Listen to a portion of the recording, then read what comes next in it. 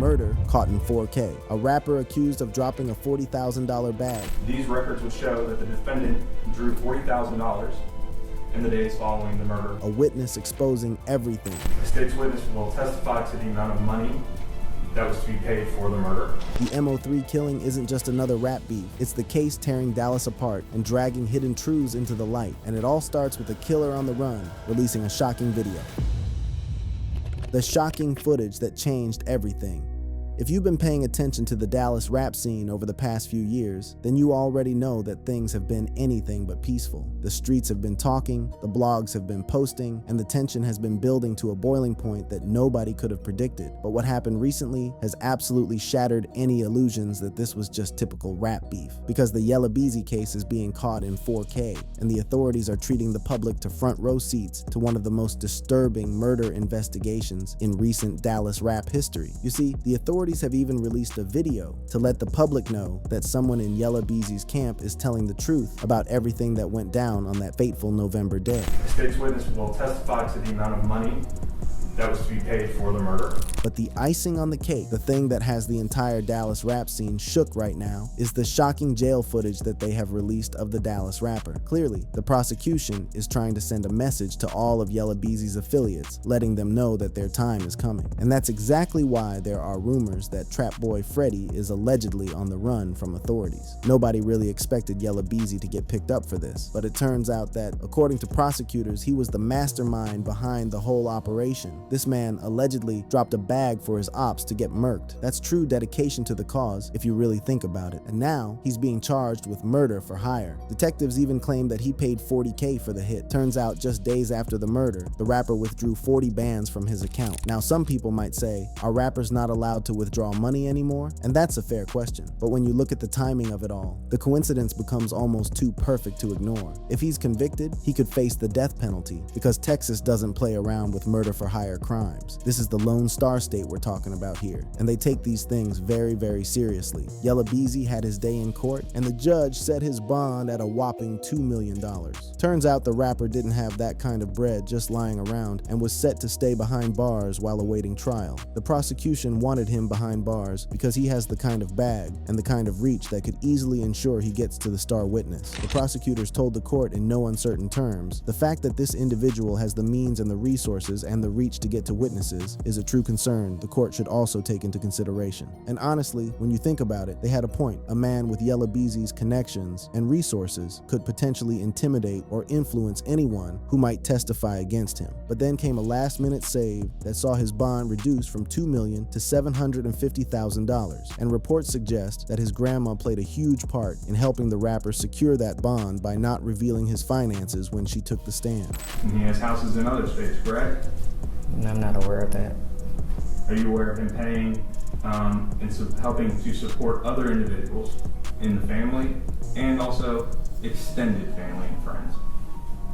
I'm not into his business like that. Although he was able to bond out, the judge had some harsh words for him and laid down some strict conditions. He was to have absolutely zero contact with any of the witnesses, whether direct or indirect. No threatening, no harassment of any victim, witness, or co-defendants. And if it was him or anybody acting on his behalf, there were going to be serious problems. And now, the rapper remains under house arrest with an ankle monitor strapped to his leg, and his passport is sitting with the cops. He won't be going anywhere anytime soon, that's for certain. But if reports are to be believed, it seems like his homies might have other plans because after Yella Beezy was arrested, there's a strong rumor floating around that Trap Boy Freddy is allegedly evading authorities. But you can't even really blame him for running, because at this point, it's painfully obvious to anyone paying attention that someone in Yella Beezy's camp is ratting him out. In fact, the entire case against him has been built from witness testimony, and this star witness seems to know a whole lot about the entire plot to kill Mo3.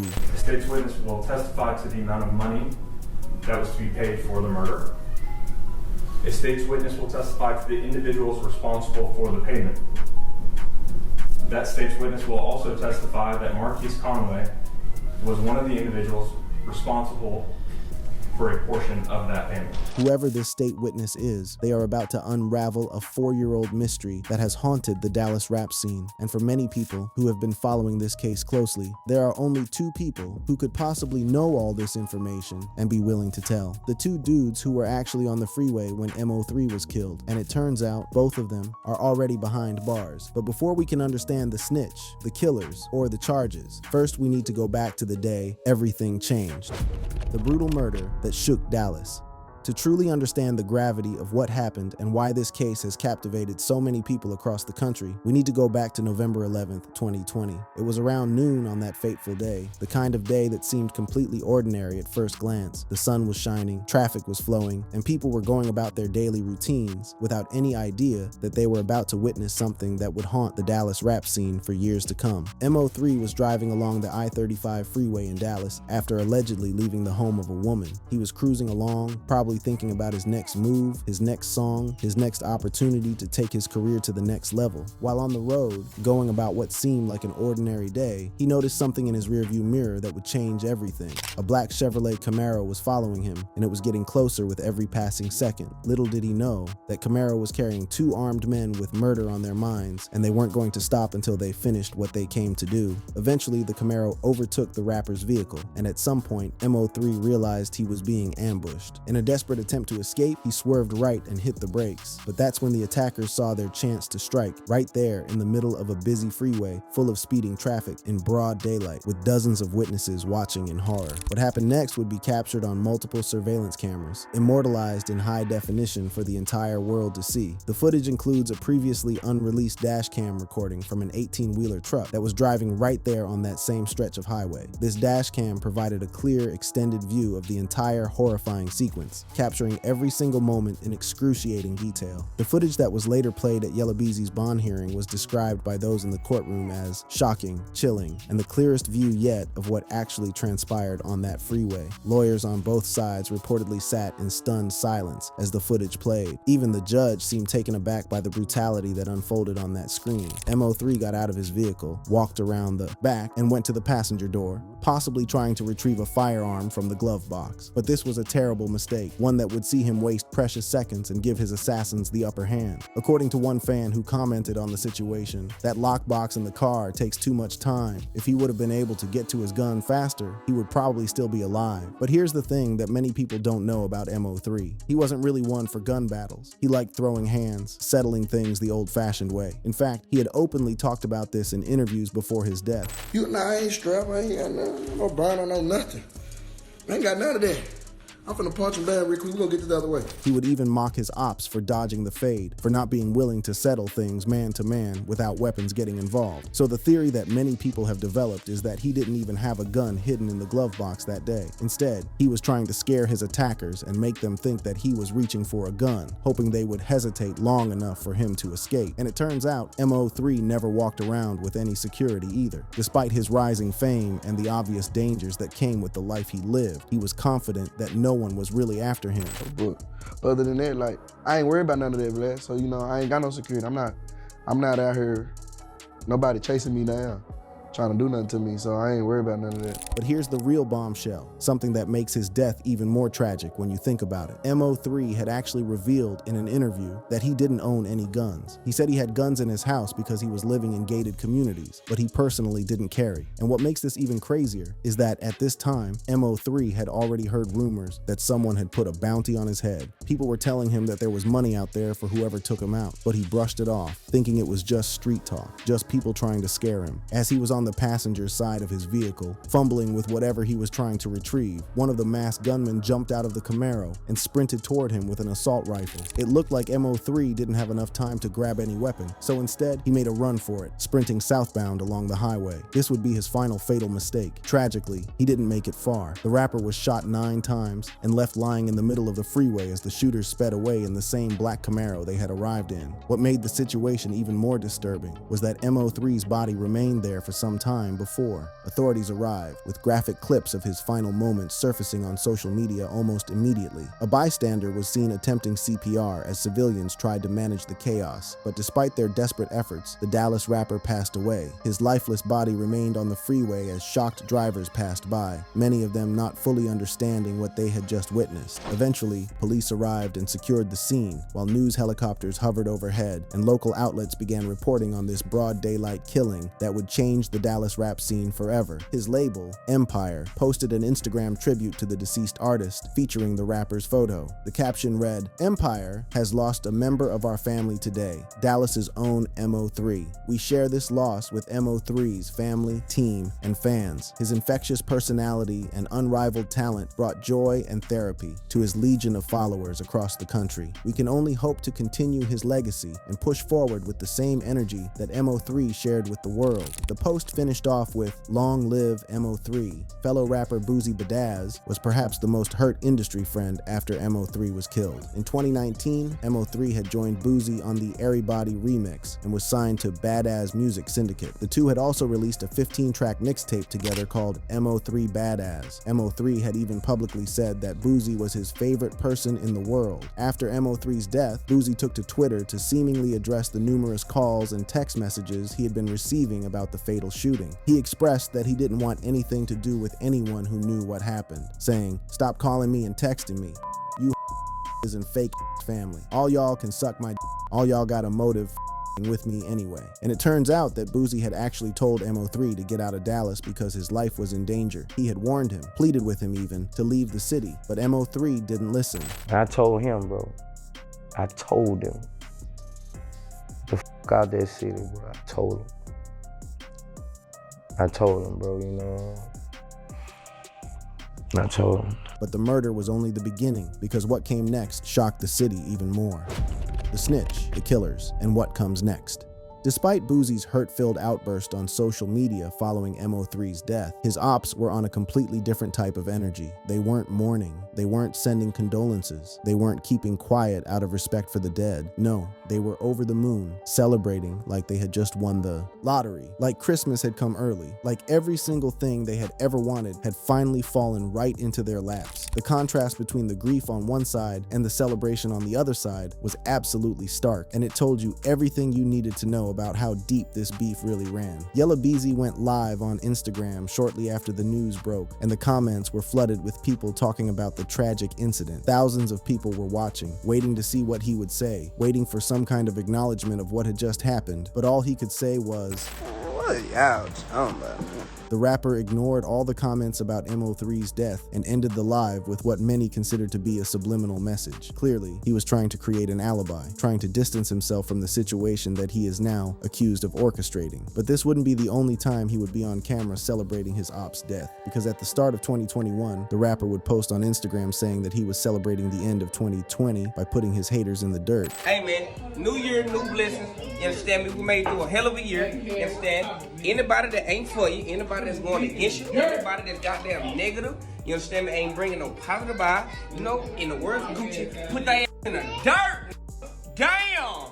For sure, you did. And we gonna take a toast to that. And he wasn't the only one celebrating. Trap Boy Freddy, another one of Mo3's enemies, took to social media to post his disgust at the traffic that had been caused by the shooting. The way he talked about it raised alarm bells and hinted at his involvement in the murder. Freddy would then go on to post a tribute to some of his fallen soldiers as a sign of getting revenge for them. The message was clear to anyone who could read between the lines. This wasn't just a coincidence. This wasn't just unfortunate timing. This was celebration. This was victory. This was the culmination of something that had been brewing for years.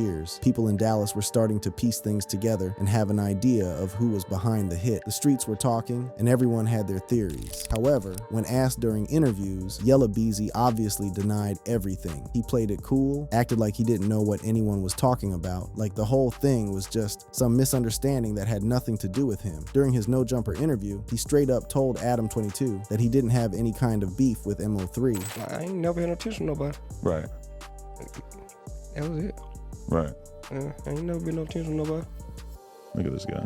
I saw you give Vlad an answer like that at one point too. I'm serious. I don't have a problem with people. Right. I don't even. He ain't had no problem with me. But to be fair, even Mo3 never wanted to acknowledge their beef in interviews when he was alive. When asked about issues with Yella Beezy, he simply said, "I ain't got no issue with him." But the truth is, these guys were knee-deep in a beef that had turned physical several times and at one point had even gotten Yella Beezy shot. And once police began digging, they uncovered the identities of the two men who executed the attack, and their stories are unbelievable. The assassins who carried out this broad daylight execution, Kewen Dontrell White and Devin Maurice Brown, have some crazy stories of their own. These aren't just hired guns who appeared out of nowhere and disappeared into the shadows. These are individuals with their own complicated histories, their own legal troubles, and their own motivations for being involved in something this serious. It turns out that just a week or so before Mo3's tragic death, Kewen White was already dealing with his own legal problems. He was out on bond for charges relating to the shooting of his transgender boyfriend. And this relationship wasn't something he kept private or tried to hide from the world. It was out in the open for everyone to see. Based on his comfort level with that kind of attention, it seems like he's going to be quite comfortable behind bars for the long haul. White was arrested by ATF, the U.S. Marshals Service, and Dallas Police Department patrol officers on November 9th, 2020, and was indicted on one count of felon in possession of a firearm, as well as murder. But it turns out that his accomplice, Devin Brown, had been arrested a few weeks later, on November 19th, at his residence in Oak Cliff. Apart from murder, he was also indicted on one count of felon in possession of a firearm and one count of conspiracy to possess with intent to distribute a controlled substance. Turns out that cops had searched his crib and found drugs and a stolen AK-47. But get this, just a few days later, cops found him with yet another gun, and during the search, he slipped through the cops' fingers, hopped onto a dirt bike, and fled. And when he couldn't shake off the cops, he fled on foot, but was still arrested. I mean, these two killers were living like it's GTA out here. And what's even more absurd is that White, the killer who is now behind bars, gave an interview from his cell where he revealed that he was actually feeling good behind bars. I'm feeling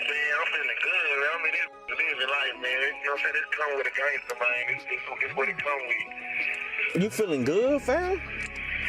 Shit, man. I can't do nothing but it is what it is. You know what I'm saying? I'm locked up. I can't do nothing more than just live life, man. This man is obviously not cooperating with the cops. That leaves only one other person. And since only one other person has been picked up for the murder, everyone's eyes have turned to Devin Brown. And it turns out, this guy was out here playing detective, anticipating that things would go left and that he would need some leverage to get himself out of a life sentence. The snitch was allegedly recording conversations with Yella Beezy days after the hit was carried out. It kind of reminds me of Dirk being recorded by one of his guys in the Quando Rondo murder for hire case. But one thing that has people absolutely shook is that Mo3 may have been killed because of a woman. It was reported that Brown was upset that the rapper was dating a certain woman and was upset over a Facebook video involving the late rapper and the said woman. In fact, Brown had been contacting this woman asking whether the rapper was at a specific location. All of this led to Redditors speculating that Mo3's death was somehow connected to a woman. As for Yella Beezy himself, he's had his own brush with the law multiple times before this case. On Valentine's Day 2021, Beezy was arrested in East Oak Cliff, Dallas during a traffic stop. Officers pulled him over around 5:50 p.m. on Sunnyvale Street for traffic violations. During the stop, police discovered multiple firearms in his vehicle, a black GMC Yukon with bulletproof windows. As a documented gang member, he was not allowed to have handguns in his car. Police recovered 5 firearms, including a stolen Beretta PMX and a Springfield AR-15 pistol with a 54-round drum magazine.